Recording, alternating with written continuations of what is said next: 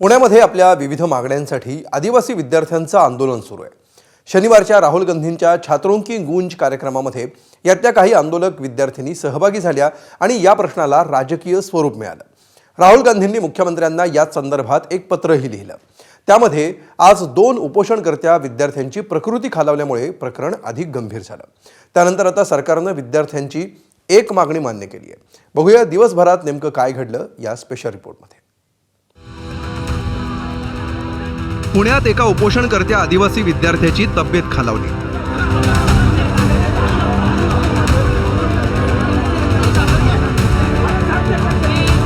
आज जर ते माझ्या भावाला काय होत आहे तर ह्याचा जबाबदार फक्त आणि फक्त प्रशासन आहे, आदिवासी विकास विभाग आहे, सीएम आहेत। मागण्यांची दखल घ्या, अंत पाहू नका, आंदोलकांची सरकारला साथ।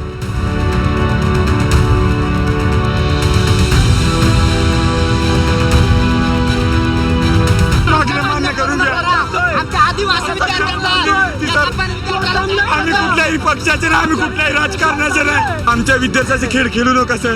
13 दिवस झाले उपोषणाला, आमच्या मागण्या मान्य करा। रोहित पवार, सुजात आंबेडकर आंदोलक विद्यार्थ्यांच्या भेटीला।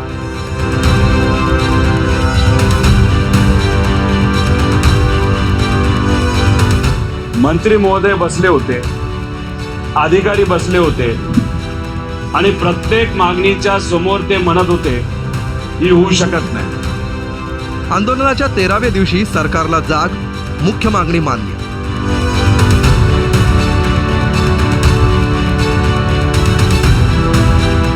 ते प्रवेशासाठी कोणाचीही वयाची अट राहणार नाही। पुण्यातल्या मांजरी परिसरात गेल्या 13 दिवसांपासून आदिवासी वसतिगृहाचे विद्यार्थी उपोषण करत आहेत।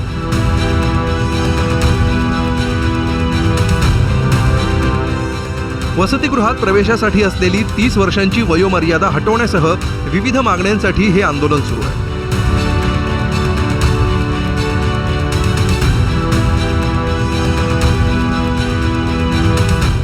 मंगळवारी 6 उपोषणकर्त्या विद्यार्थ्यांपैकी 22 वर्षांचा विजय भानबळे आणि 24 वर्षांचा राहुल धनवे यांची तब्येत बिघडली। त्यांच्यासह 4 उपोषणकर्त्यांना ससून रुग्णालयात दाखल करण्यात आलं आहे।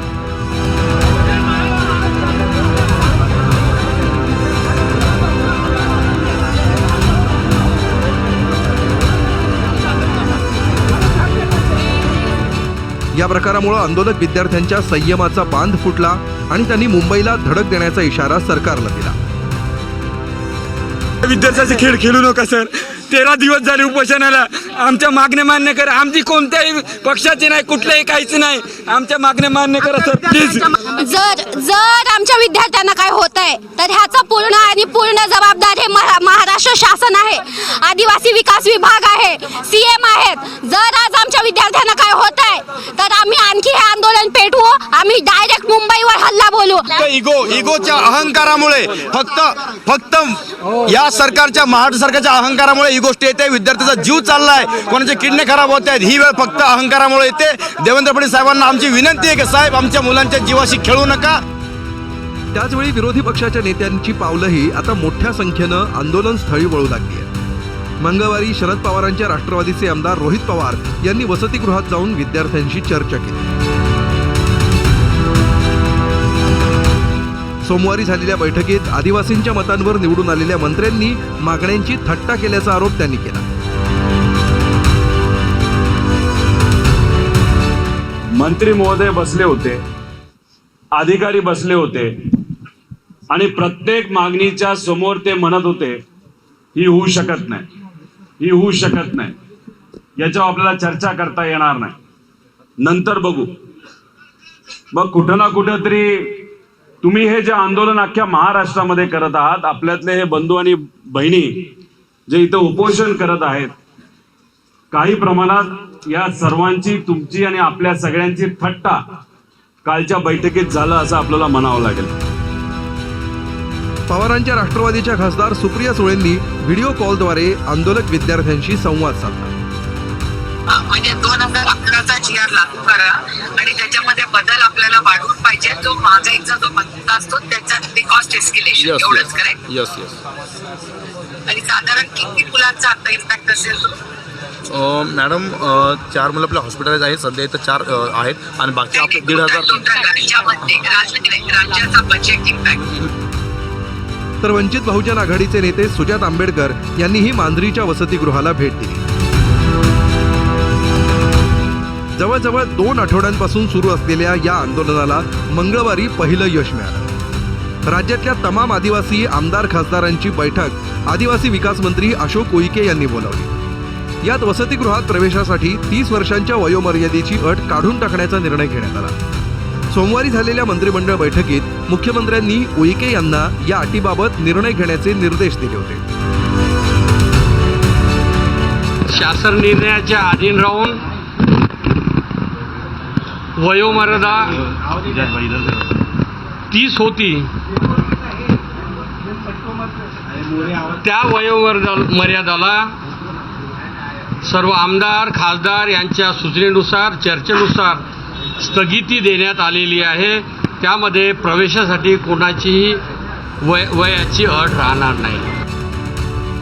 सुरुवातीला वसतिगृहात प्रवेशासाठी 26 वर्षांची वयोमर्यादा होती. मात्र स्पर्धा परीक्षांची तयारी करणाऱ्या विद्यार्थ्यांसाठी ही अट जाचक असल्यामुळे त्याला विरोध झाला. त्यानंतर सरकारनं वयोमर्यादा 30 केल्यानंतरही विद्यार्थ्यांचं समाधान झालं नाही. आता वयोमर्यादा पूर्णतः हटवण्यात आल्यामुळे मुख्य मागणी मान्य झाली असली तरी आणखी 16 मागण्या बाकी आहेत. आदिवासी वसतिगृहांबाबतचा ऑगस्ट 2026चा शासन निर्णय रद्द करून 2011च्या निर्णयानुसार सुधारित आदेश काढण्याची विद्यार्थ्यांची मागणी आहे. वसतिगृहात अमानवीय आणि अपमानास्पद चाचण्या बंद करा.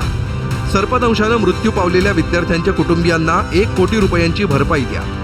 सर्व आदिवासी विद्यार्थ्यांना 1 कोटीचं विमा संरक्षण द्या. महागाईनुसार भत्त्यांमध्ये वाढ करा.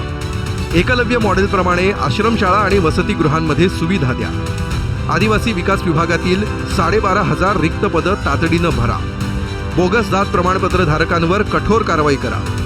आश्रमशाळांमध्ये सेंट्रल किचन पद्धत बंद करून विद्यार्थ्यांना ताजं आणि गरम जेवण दिलं जावं.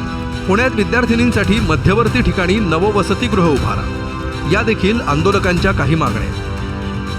एक तर प्रशासनाकडून असं सांगण्यात येते की म्हणजे जागा वगैरे भेटत नाहीये आणि जे आम्हाला जे वसतिगृह हवंय ते जे शहराची मध्यवर्ती ठिकाणं आहेत तिथं हवंय आणि तिथे ते भेटत नाहीये अशी वारंवार कारणं आम्हाला सांगितली गेली आहेत. या मागण्यांसह अन्य स्थानिक प्रश्नांवर नागपूर आणि नाशिकमध्येही आदिवासी विद्यार्थ्यांचं आंदोलन सुरू आहे. विदर्भातल्या अन्य जिल्ह्यातल्या विद्यार्थ्यांनी मंगळवारपासून नागपुरात आंदोलन सुरू केलंय. आदिवासी विकास विभागाच्या अप्पर आयुक्त कार्यालयासमोर विद्यार्थ्यांनी ठिय्या दिलाय. नागपूरच्या विद्यार्थ्यांनी केलेल्या 10 दिवसांच्या आंदोलनानंतर 22 तारखेला अशोक उईके यांनी आंदोलकांची भेट घेतली होती. त्यावेळी मागण्या मान्य झाल्याचं सांगत हे आंदोलन मागे घेण्यात आलं होतं. मात्र हे आंदोलन संपवताना आपल्याशी चर्चा झाली नसल्याचं सांगत भंडारा, गोंदिया आणि वर्ध्याच्या विद्यार्थ्यांनी नागपूर गाठलं. मंगळवारी काँग्रेस प्रदेशाध्यक्ष हर्षवर्धन सपकाळ यांनी या विद्यार्थ्यांची भेट घेतली. आदिवासींना समाजाच्या मुख्य प्रवाहात आणण्यासाठी शहरी भागात वसतिगृह उभारली जातात. मात्र अनेकदा त्यांची अवस्था ही एखाद्या कोंडवाड्यापेक्षा बरी नसते. आजवर यावर अनेक आंदोलनं झाली आणि निवेदनं दिली गेली, पण ढिम्म प्रशासनाला जाग आली नाही. मात्र आता आदिवासी समाजाची जेनझी मैदानात उतरल्यावर परिस्थिती बदलते का ते बघायचं. पुण्याहून शिवानी पांढरेसह ब्युरो रिपोर्ट, ABP माझा.